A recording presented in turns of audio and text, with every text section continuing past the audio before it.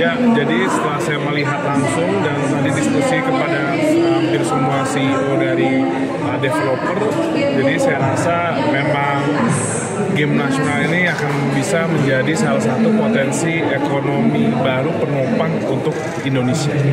Tadi salah satu contoh dari salah satu network telepon sebelumnya kontribusinya keluar itu 2,7 miliar dolar hanya untuk layanan game.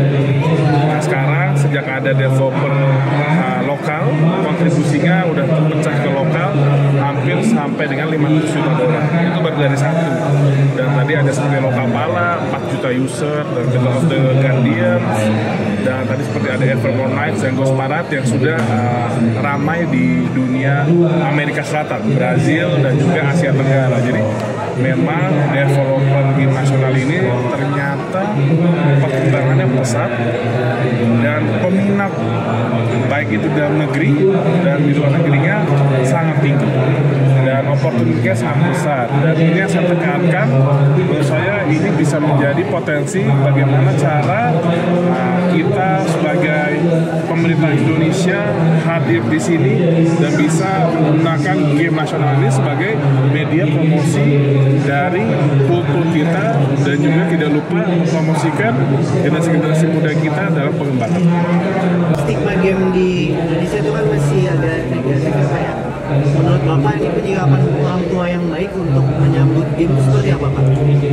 Ya pastinya sebenarnya game ini stigma negatif karena selama ini mungkin sebelum ada dunia e-sport, game tidak memiliki juntrungan terkait prestasi maupun karir yang menjanjikan. Sejak adanya ekosistem e-sport dan juga industri yang makin maju, game ini bisa menjadi salah satu pilihan profesi dan juga ekosistem industri yang menjanjikan, baik itu kita dari sisi atletnya maupun dari sisi developernya, pengembangannya. Jadi di situ banyak sekali potensi karir-karir yang menanti buat anak muda. Tapi memang sebagai game di mana ini borderless, semua generasi bisa. Memang kalau untuk anak-anak yang masih di pendidikan, kalau kebanyakan game juga tidak baik. Jadi ya intinya, tapi dalam hidup sesuatu yang kebanyakan pasti tidak baik. Hubungan kompor ke developer game lokal seperti apa? Ya, tadi sudah saya sampaikan bahwa ada 3 fokus kami, yaitu yang pertama adalah nantinya harus mempromosikan minimal 30 game ke internasional dan mempromosikan 100 game nasional di tingkat nasional. Dan kedua adalah bagaimana kita mendorong agar game nasional ini bisa dipertandingkan di regional, nasional, dan global. Dan bagaimana kita juga bisa scouting dan membuat kompetisi untuk pengembangan game developer untuk regional, nasional, dan global. Kamu tadi mention di sambutan bakal di PON juga ya? Ya kalau di PON kayaknya itu sudah pasti. Justru tantangan kita bagaimana meningkatkan dari PON bisa di SEA Games, Asian Games, dan bahkan Olimpiade. Game ini ada batasan dari IOC yaitu kekerasan dan darah. Cuman sosialisasi ke developer yang baru, yang indie maupun yang sedang mengembangkan itu agak kurang Pak. Dari Kemenpora apakah akan ada kolaborasi dengan kementerian untuk sosialisasi itu? IOC? Ya, dia tidak. IOC Olimpik? Betul. Nah, jadi maka dari itu mungkin kita tidak menutup kemungkinan yang namanya pengembangan game ini ada yang kita siapkan untuk sampai tingkat Olimpik, tapi ada juga yang kita siapkan untuk lebih ke arah masyarakat global dan juga mempromosikan kultur. Nah pastinya nanti kita akan memberikan pendampingan juga ke game developer bagi game developer yang akan fokus untuk kita dorong tingkat global, di mana yang pertandingannya nomor IOC, pasti kita berikan pakem-pakem apa yang diaturkan IOC. Jadi itu menjadikan suatu banyak model lah. Jadi jangan juga semuanya pakem IOC karena kan market game ini sangat luas. Emang dari Piala Presiden sebelumnya aku udah sempet ngelihat game-game lokal tuh kayak Lokapala sama Battle of Guardians yang aku udah coba juga, dan menurut aku keren perkembangannya karena walaupun masih banyak room for improvement, tapi menurut aku lebih baik ada perkembangan daripada nggak ada sama sekali. Dan sejauh ini sih udah bagus, grafisnya bagus, semuanya bagus. Cuma emang butuh dukungan dari teman-teman di dalam negeri juga untuk bisa bersama-sama mengembangkan dan membuat gamenya lebih populer lagi di dalam negeri. Tapi potensinya tuh ada banget karena karakternya keren. Menurut aku banyak karakteristik Nusantara lokal yang menggambarkan ciri khas Indonesia tuh keren banget, bisa bawa nama Indonesia ke rancah luar dan internasional untuk kedepannya. Jadi aku sangat bangga sama perkembangan game lokal yang ada sekarang.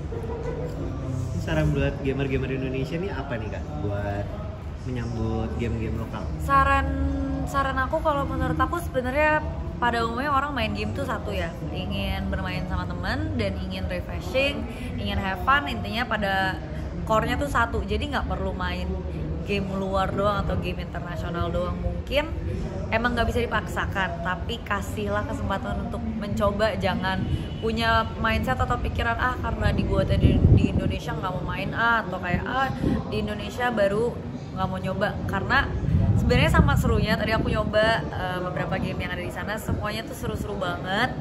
Jadi kasihlah kesempatan buat game-game ini mengambil hati kalian. Gitu. Yang terakhir nih Kak, kira-kira ada nggak sih strategi nih buat gamer-gamer Indonesia yang masih sekolah? Soalnya kan kalau misalnya game itu masih identik main-main ya. Bukan sesuatu hal yang bisa jadi prestasi. Iya. Kalau menurut aku sebagai pelajar emang nggak bisa dipungkiri kalian tuh masih banyak tanggung jawab. Jadi menurut aku gimana caranya kalian menjalankan atau meraih atau mengejar mimpi kalian ini tanpa meninggalkan tanggung jawab kalian dan kewajiban kalian sebagai pelajar. Ya tetaplah belajar. Kalau emang ada tugas, kerjain tugasnya. Apalagi di umur-umur segitu, masih di umur-umur yang masih sekolah tuh masih banyak yang masih banyak berkembang lah ya. Jadi belum tentu kalian akan jadi gamer. Walaupun kalian mau ngejar, tetap punya semangat untuk mengejar mimpi, tapi jangan pernah ninggalin kewajiban kalian. Menurut aku orang tua kalian juga gak akan marah kalau misalkan kalian main game tapi nilai kalian bagus, tugas kalian selesai, semuanya tetap dilakukan. Selama semuanya positif aja, buktiin kalau ini adalah suatu kegiatan yang positif, bukan suatu kegiatan yang negatif. Jangan kasih konotasi negatif ke orang tua, di mana dengan kalian main game kalian nilainya jelek, kalian gak ngerjain tugas. Kasih konotasi positif lah. Game ini motivasi untuk lebih senang, lebih semangat kerjain tugas dan lain sebagainya gitu sih. Oke. Ada salam buat gamer-gamer Indonesia Kak?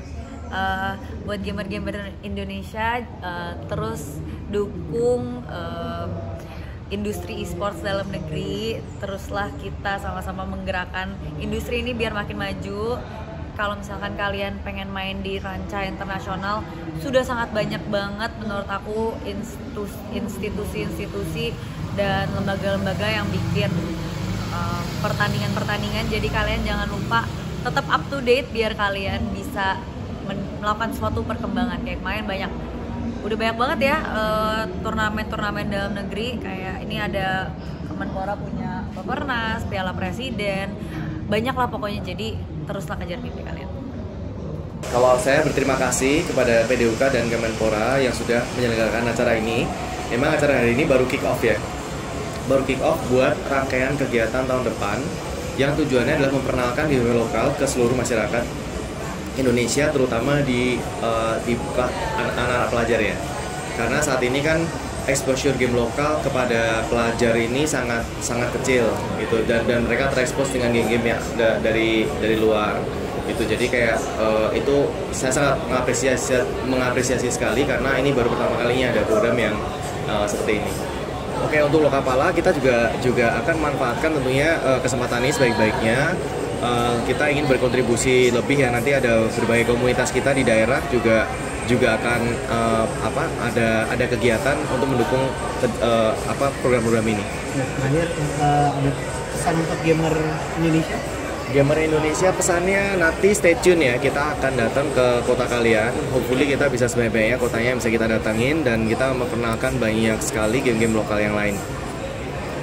Kita sangat antusias banget ya. Kita dari Majamojo dan Big Dade gitu sangat antusias dengan adanya Perpres ini ya. Karena kita juga pengen industri game Indonesia itu terus berkembang. Terus kemudian juga dengan adanya regulasi ini kita juga lebih mudah untuk adanya transfer knowledge dari luar gitu ya. Mungkin harapannya bisa mempercepat juga kita dari sisi kompetensinya juga gitu. Kemudian ada juga proteksi dari sisi IP dan kita juga bisa promoting Indonesia lewat game gitu. Jadi bisa lebih banyak manfaatnya lah gitu harapannya. Kalau misalnya untuk game sendiri gitu, dia kan setiap genre itu punya target marketnya masing-masing ya, segmentasinya. Kalau misalnya person shooter gitu, kita pasti menyasar yang dimana mereka tuh suka sama game shooting. Terus untuk range usianya itu beragam, tapi untuk main target market kita tuh di usia 18 sampai 35 gitu. Sementara untuk yang second priority kita tuh di 18 ke bawah. Karena kenapa? Kita juga mempersiapkan game Wardeka ini juga sebenarnya buat anak-anak sekolah gitu. Jadi mereka bisa lebih mudah untuk main game third person shooter tapi buatan lokal gitu ya, lebih bisa mengenal budayanya juga gitu. Jadi ada sisi edukasinya juga gitu. Karena Wardeka ini kan kita padukan antara cyberpunk atau futuristik dengan kultur-kultur lokal lah kayak gitu. Jadi untuk lokal kontennya sendiri, pertama kita dari sisi karakternya. Jadi karakternya looknya kita buat Asia, look Indonesia, terus penamaannya gitu ya, sama kostum-kostumnya. Jadi memang secara skin atau ya secara skinnya sendiri kita ada unsur-unsur lokal, kayak misalkan topi daerah gitu ya. Dan memang kita juga benar-benar untuk mengangkat tradisi-tradisi ini kita juga benar-benar memperhatikan aturan-aturan yang ada gitu. Jadi nggak main asal bikin aja gitu. Jadi satu buat emang edukasinya, yang kedua memang kita sudah prepare. Nah, kedua kita juga ada mapnya. Mapnya tuh kita ada beberapa map yang memang kita padukan antara cyberpunk gitu atau futuristik dengan lokal. Kayak misalnya sekarang yang kita ada tuh ada Garuda Wisnu Kencana gitu, patung Garuda Wisnu Kencana. Terus kemudian kita juga ada gate Bali-nya juga di map, di salah satu map. Nah nanti ke depannya kita pengen perbanyak landmark Indonesia gitu ya. Mudah-mudahan kayak misalnya entah patung Pancoran atau Sarinah itu kita bisa bikin gitu.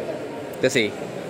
Oke, basically kalau misalkan game itu kan kita dapat exposure dari dua ya, dari digital sama dari grassroots. Nah di saat kita sudah kita sudah marketingkan lewat digital gitu, tapi kita butuh penetrasi di grassroots. Nah di level grassrootsnya inilah juga perlu peran pemerintah gitu, dimana dengan adanya peran pemerintah nanti di level grassroots itu kita misalkan kayak ada roadshow gitu ya, itu lebih mempermudah dan mempercepat penetrasinya. Jadi misalnya gini, ketika program ini dibuat, roadshow ini dibuat, kan pemerintah tuh membantu mengumpulkan komunitas dan gamers kan. Misalnya kita di Jakarta atau di Bandung gitu ya, Bandung pemerintah kan juga untuk mempersiapkan roadshow tersebut pasti udah mempersiapkan audiensnya gitu.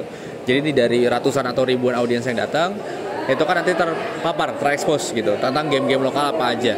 Terus selanjutnya mereka bisa experience. Nah dari situlah mulai muncul consider untuk main game lokal. Setelah masuk consider game lokal, kita kasih di dalam gamenya tuh experience yang lebih emang benar-benar meyakinkan mereka bahwa oh game lokal tuh udah sebagus ini ya, game lokal tuh ternyata udah berkembang ini gitu. Akhirnya mereka dapat trust-nya.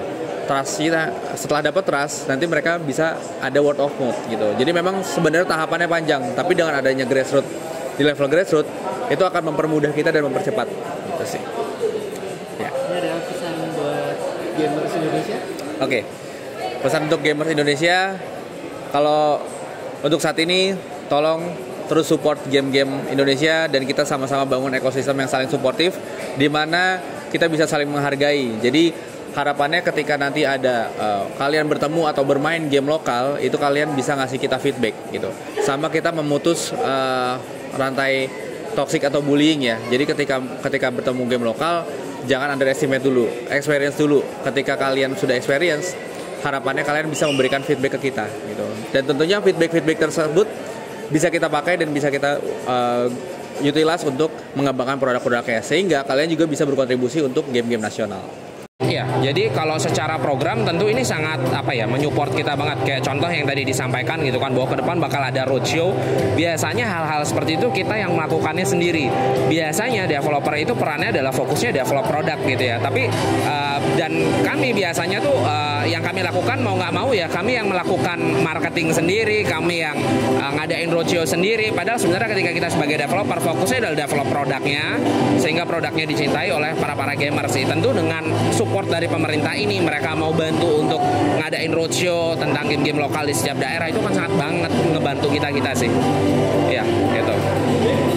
Ini sebagai game dev, ini kan MOBA yang lagi naik nih, FPS yang dari dulu CS, tiba-tiba nih datang nih Indonesia nih, tiba-tiba game fighting. Gimana tuh? Jadi kita sebenarnya ngelihat banget ya, kalau kita lihat game fighting itu pasti didominasi Tekken, Street Fighter gitu ya, title besar gitu. Dan kalau di lokal sebenarnya masih belum ada tuh yang main untuk game-game fighting game. Kita ngelihat market yang sebenarnya justru malah kalau kita bisa bilang, kenapa kok nanti mungkin pertanyaannya mirip pertanyaan yang tadi seperti disampaikan, kenapa kok yang awal PC kita masuk ke mobile gitu? Karena kita pengen build fighting game yang banyak banget unsur sosialnya, dan itu yang ada di Battle of Guardian, salah satu uniqueness yang pengen kita jual sih. Itu. Esensi lokal apa nih yang dimasukin ke Oke, jadi bisa dibilang cukup banyak sekali sih. Kita ada misalnya kayak karakter-karakter lokal yang kita masukkan. Tidak hanya cuma sekedar karakter-karakter lokal yang kita masukkan, kita juga ada banyak background lokal, background di Indonesia yang kita masukkan ke dalam game sih. Kayak contoh, nah ini yang dilihat di sini, ini sebenarnya Prabu Siliwangi. Jadi kalau kita lihat di Jawa Barat itu ada namanya Prabu Siliwangi. Nah ini karakter Prabu Siliwangi gitu. Jadi karakter lokal yang kita angkat gitu, kita jadikan karakter lokal hero-nya yang kita masukkan ke dalam game kita sih. Gitu. Dan masih banyak lagi sebenarnya, total ada hampir lebih dari 30-an lebih karakter lokal yang kita masukkan. Jadi kalau di Indonesia total ada 28 provinsi gitu ya. Kita hampir masukkan semuanya sih gitu. program pemerintah yang mendukung e-sport ini kan sebetulnya masih terlalu luas ya. Untuk genre game fighting ini, kira-kira sebetulnya program apa sih yang dibutuhin yang bisa buat mendukung, support? Oke, jadi kalau kita bicara soal e-sport, industri e-sport gitu, tentu bicara soal event, semakin banyak event-event yang ada gitu kan. Karena kalau kita bicara industri game, itu tidak hanya sekedar tentang gamesnya aja, tetapi bicara soal ekosistem, bahkan event organizer yang menghandle sebuah event tersebut gitu. Jadi kalau kita bicara apa yang kita harapkan dari si fighting game, tentu tidak hanya sekedar fighting game, tapi hampir semua e-sport game lokal gitu ya. Menurut saya dengan adanya event-event lokal besar dari pemerintah, kayak contoh tahun kemarin, tahun ini lebih tepatnya, kita ada terakhir kita ngikut Piala Presiden. Jadi ada event Piala Presiden e-sport yang kita juga join di sana. Tentu dengan banyaknya event-event ini, baik mungkin setiap daerah ada event-event kepala daerahnya masing-masing, itu akan sangat membantu bagaimana game lokal itu bisa ke spread setiap daerah sih gitu. Ada pesan apa nih buat gamer Indonesia? Oke, mainin game lokal, that's it. Jadi Ghost Spirit ini mengangkat 101 mitologi dari Indonesia kan. Jadi ada apa namanya, sejarah yang diangkat dari Indonesia melalui sejarah atau histori dari hantu-hantunya gitu. Misalkan kalau dari apa namanya, Kunti itu tuh diangkatnya dari sosok perempuan yang memiliki penyesalan dalam hidupnya gitu-gitu, tentang karena mungkin dia meninggalnya setelah melahirkan dan belum sempat melihat sosok anaknya kayak gitu-gitu sih. Jadi kayak kita tuh lebih mengangkat dari masing-masing kisah dari lembutnya terus dijadiin karakter in game gitu. Jadi ada 30 karakter yang playable, terus sisanya NPC gitu. Gitu sih. Kalau untuk gamenya sendiri gitu sih. Jadi kalau untuk ceritanya itu tuh ada satu anak ya. Jadi MC-nya kita tuh namanya Suri, dia indigo. Cuman kalau dari perspektifnya anak kecil tuh biasanya dia tuh nggak ngeh ya, maksudnya ini tuh temen-temennya tuh sebenarnya hantu atau enggak sih gitu. Jadi kalau dari story in game-nya tuh seperti itu. Jadi dia telat pulang sekolah tuh, telat naik bus, terus habis itu dia rencananya tuh mau motong jalan buat masuk hutan, tapi ternyata di situ tuh lagi ada penebangan liar, terus di hutan-hutan tuh pada dibakar sama manusia yang nggak bertanggung jawab gitu. Jadi dia tuh nolongin hantu sama hewan-hewan di hutan itu tuh untuk lawan si manusia-manusia jahat itu gitu sih ceritanya. Jadi dijadiin teman sih di sini hantunya ceritanya kayak gitu.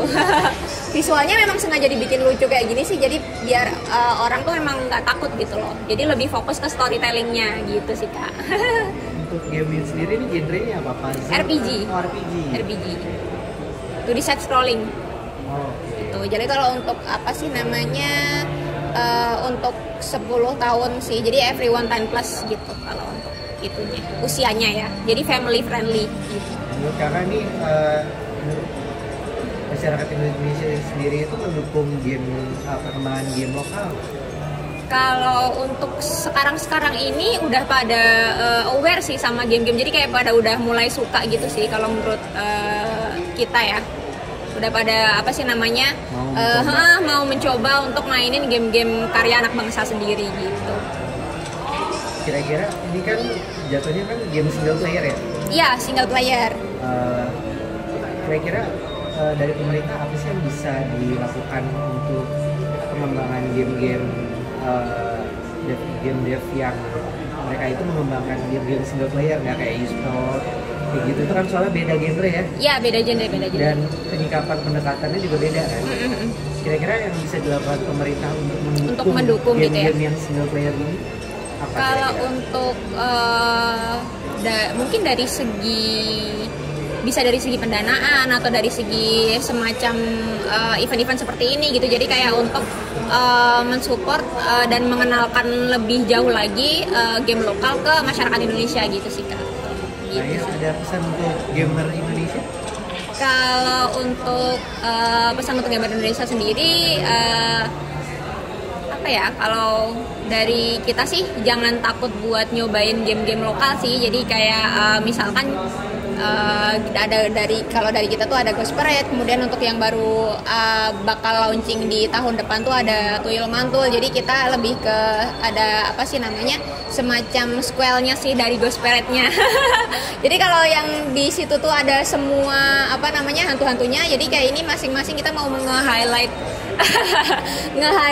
dari salah satu karakternya. Jadi karakter yang kita ambil tuh kebetulan yang paling populer dan disukai sama fansnya Ghost Parade sendiri gitu, yaitu dari si Tuyulnya ini sendiri gitu sih Kak. Gitu. Terima kasih banyak. Okay.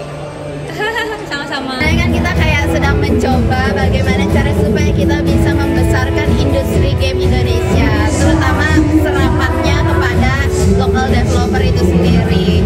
Tidak hanya dari secara industri gitu kan, bagaimana kita bisa menyerap potensi yang sangat besar di Indonesia, tapi juga bagaimana kita bisa menjaga kekayaan budaya kita, naratif kita, story dan sebagainya melalui karya Indonesia itu sendiri. Sebenarnya kalau kayak sekarang ini belum terlalu kelihatan ya gitu.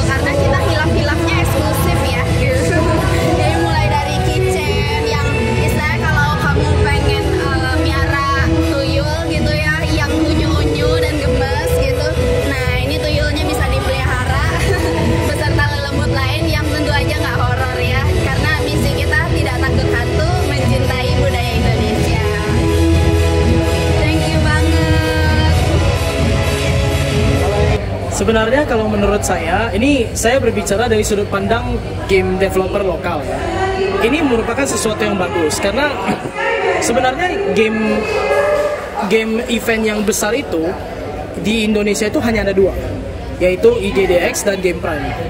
Nah, sebenarnya dengan 2 game event ini aja saya sudah cukup untuk membimbing agar developer-developer indie, developer-developer muda yang baru itu lebih maju, bisa lebih banyak lagi relasinya ke depan. Namun dengan bantuan pemerintah dan attention pemerintah yang baru ini di tahun 2024, menurut saya ini sangat bagus. Kenapa? Karena ini akan mendorong ini lebih jauh lagi, akan meningkatkan level dari SDM kita supaya skillnya itu nggak kalah dengan developer-developer dari luar. Itu. Ini kan dari yang tadi ini kan genre gamenya kan beda ya, bukan yang e-sport bilangnya. Ya, ini casual. Ya, ini RPG turn based ya. Turn based RPG. Ya, sebetulnya ini kenapa sih kok mau bikin game turn based, apalagi mau ngambil unsur Indonesianya gitu? Sebenarnya begini, balik lagi ke statement saya tadi, kami cuma suka main game. Dan kebetulan game yang kami suka itu genrenya adalah RPG. Mau itu bentuknya seperti apapun, mau itu turn based, mau itu MMO, mau itu open world, mau itu ya one on one atau gimana. Apakah itu side based RPG, dan itu merupakan sesuatu yang menjadi kegemaran kami gitu ya. Jadi kenapa kami buat game ini? Karena kami tahu di luar sana itu yang menyenangi game seperti itu masih banyak sekali. Apalagi kita punya contoh seperti game-game dengan brand besar seperti Epic Seven Knights, Brave Frontier 2, bahkan even Final Fantasy juga membuat game yang seperti begini. Namanya Final Fantasy Brave Exvius, dan itu downloadnya itu gila-gila, usernya itu banyak sekali. Jadi kami kenapa tidak gitu? Kenapa tidak kita buat aja game yang seperti begini, tapi kita bawa sedikit kearifan lokal. Jadi kita jangan cuma melulu buat sesuatu. Fantasi itu kan tergantung dengan sejauh mana imajinasi kita bisa bekerja. Tapi gimana kalau kita ngambil imajinasi itu dari apa yang sudah kita punya, yaitu budaya kita sendiri. Jadi salah satu bos kami itu yang elemen fire itu Banaspati, itu dari Bali. Anak buahnya Arong, itu bawahnya dari Barong. Kemudian kita juga ada background yang menggambarkan pura, menggambarkan gunung beringin, pohon beringin, seperti itu. Beda ya sama e-sport. Kalau misalnya pemerintah tuh lebih mudah untuk support game-game yang berbau e-sport karena itu kompetisi kan. Kira-kira dari saya sendiri nih buat game-game yang kayak begini nih, pemerintah tuh bentuk dukungan apa sih yang bisa diberikan? Pertama, saya rasa yang paling jelas itu adalah dukungan pendanaan. Karena mengembangkan game itu, jujur itu nggak murah sama sekali. Game kami ini aja membutuhkan waktu 1 tahun lebih dan biaya 1,5 juta USD untuk menyelesaikan. Terus yang kedua adalah dukungan dari segi SDM. Kita perlu meningkatkan SDM kita supaya levelnya itu jauh lebih tinggi lagi, supaya bisa berkompetisi dengan developer dari luar sana. Jadi kalau kita lihat itu game-game yang dari US itu grafiknya itu gila-gilaan. Di sini ada nggak yang bisa menyaingi seperti itu? Belum ada. Kita tinggal pump up their skill. Pump up their skill, biarkan mereka belajar supaya Indonesia juga bisa bikin game yang gila gitu. Jadi jangan cuman dari luar aja. Uang kita jangan ke Tencent, uang kita jangan ke Muntun. Uang kita ke Nomina gitu. Contohnya. Jadi kira-kira seperti itu aspirasi saya, Mas. Pesan nggak buat ke gamer Indonesia? Ada. Jadi untuk teman-teman yang nonton ini, saya sangat mengimbau agar teman-teman selalu mencoba mainkan game lokal. Jadi ingatlah kalau di lokal itu banyak sekali developer yang sama kuatnya atau kadang ada yang jauh lebih kuat dibandingkan dengan developer yang di luar. Dan semua game yang di lokal ini semakin Anda main, semakin Anda membantu developer kita itu berkembang lebih jauh lagi, karena itu akan memberikan mereka semangat untuk belajar, semangat untuk berkembang.